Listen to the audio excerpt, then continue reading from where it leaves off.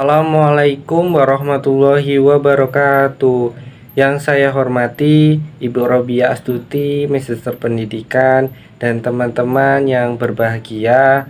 Kami dari kelompok 10 akan mempresentasikan materi tentang metode penelitian kuantitatif Research and Development. Selanjutnya anggota kelompok, saya sendiri Fadili Rada Akram, yang kedua ada Anis Majarosa, yang ketiga Nela Jessica Ramadhani, yang keempat ada Madu Arpita Dwi, yang kelima ada Arini Siaga Dewi. Materi yang pertama, latar belakang. Inovasi dalam dunia pendidikan dan teknologi menuntut pengembangan produk pembelajaran yang relevan. Research and Develop menjadi pendekatan yang tepat karena tidak hanya mencari jawaban teoritis, tetapi juga menciptakan produk konkret yang bermanfaat. Penelitian kuantitatif digunakan untuk mengukur validitas, kepraktisan, dan efektivitas produk yang dikembangkan. Selanjutnya, pengertian penelitian Research and Development. Menurut Board and Gall tahun 1983, Research and Development adalah proses yang digunakan untuk mengembangkan dan memvalidasi produk pendidikan. Merupakan kombinasi antara penelitian ilmiah dan pengembangan sistematis dari suatu produk. Selanjutnya ada ciri-ciri penelitian R&D. Yang pertama itu berorientasi pada produk nyata. Yang kedua menggunakan pendekatan kuantitatif dan kualitatif secara kombinatif. Yang ketiga itu melalui tahapan sistematis, studi pendahuluan, perancangan, validasi, revisi, uji coba, dan implementasi. Dan yang keempat itu data implementasi yang digunakan untuk mengukur efektivitas dan kepraktisan produk. Yang selanjutnya ada hubungan R&D dengan penelitian kuantitatif. Yang pertama itu R&D menggunakan data kuantitatif untuk menguji hipotesis terkait efektivitas produk. Yang kedua, penggunaan pretest dan post-test untuk mengukur peningkatan hasil belajar. Yang ketiga, statistik inferensial, uji T, ANOVA digunakan untuk analisis data. Selanjutnya ada tujuan penelitian R&D. Yang pertama itu menghasilkan produk yang valid, praktis, dan efektif. Yang kedua, menyelesaikan masalah nyata melalui solusi berbasis produk. Yang ketiga, memberikan kontribusi pada pengembangan ilmu dan praktik. Yang keempat, meningkatkan kualitas pembelajaran atau proses kerja. Baik, selanjutnya yaitu ada model penelitian R&D yang umum digunakan. Yang pertama yaitu adalah Bock dan Gall pada tahun 1983, yaitu model paling komprehensif. Lalu yang kedua ada D dan Carey, yaitu fokus pada sistem desain pembelajaran. Lalu yang ketiga ada AD, yaitu analisis desain, pengembangan, implementasi, dan evaluasi. Selanjutnya yaitu ada langkah-langkah R&D atau Bock and Gall. Yang pertama yaitu ada studi pendahuluan dan analisis kebutuhan. Yang kedua yaitu ada perencanaan produk. Lalu yang ketiga ada pengembangan produk awal. Yang keempat ada validasi ahli. Yang kelima ada revisi produk tahap 1. Yang keenam ada uji coba terbatas. Yang ketujuh ada revisi produk tahap 2. Lalu yang kedelapan ada uji coba lapangan. Yang kesembilan ada revisi produk final. Dan yang 10 atau yang terakhir yaitu diseminasi dan implementasi. Yang selanjutnya itu ada pengumpulan dan analisis data kuantitatif.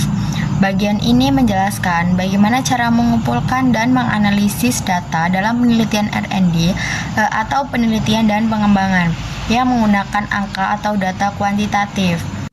Di sini yang pertama itu ada jenis data. Hasil belajarnya itu menilai siswa sebelum dan sesudah menggunakan produk. Kemudian ada respon pengguna, yaitu pendapat siswa atau guru setelah menggunakan produk, biasanya lewat angket. Yang terakhir itu ada validasi ahli, yaitu penilaian dari pakar atau ahli tentang isi, tampilan, dan bahasa produk.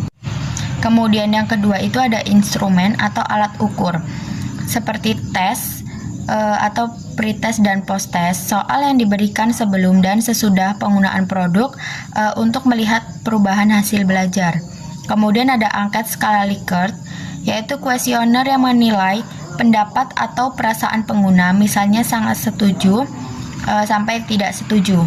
Terakhir itu ada lembar observasi, yaitu digunakan untuk mencatat aktivitas pengguna saat menggunakan produk.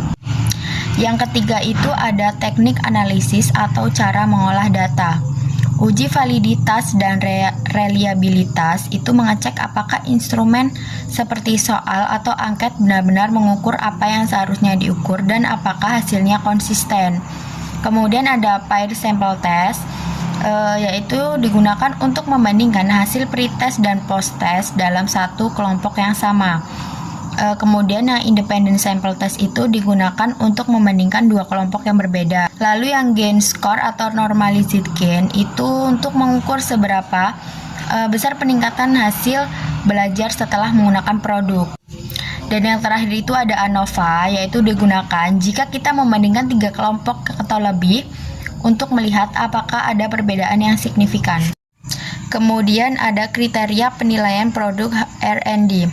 Yang pertama itu ada validitas atau kelayakan isi produk, menilai apakah isi materi, tampilan media, dan bahasa yang digunakan dalam produk sesuai dengan tujuan pembelajaran dan standar kurikulum.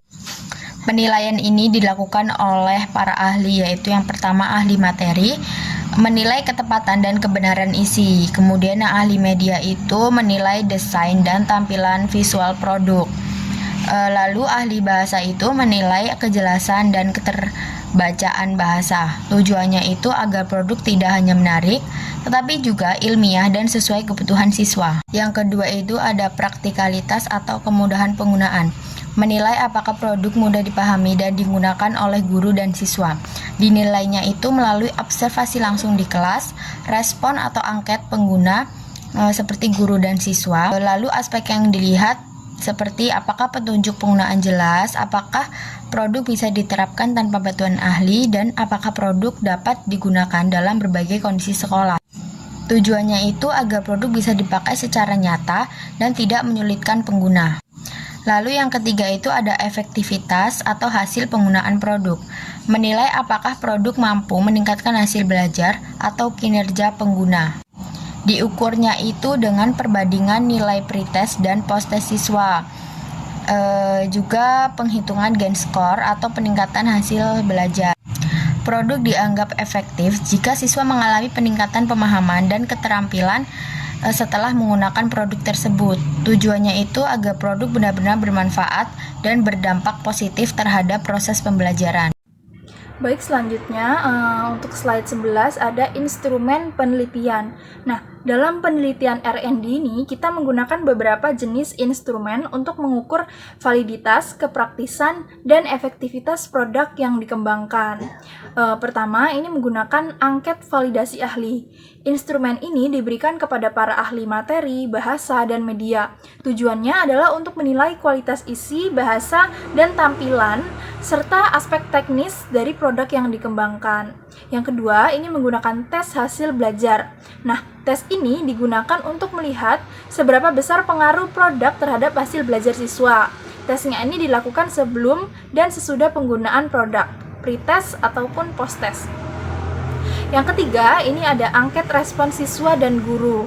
Nah, angket ini mengukur tingkat kepraktisan dan kepuasan pengguna. Disinilah kita melihat apakah produk ini mudah digunakan dan disukai oleh guru maupun siswa.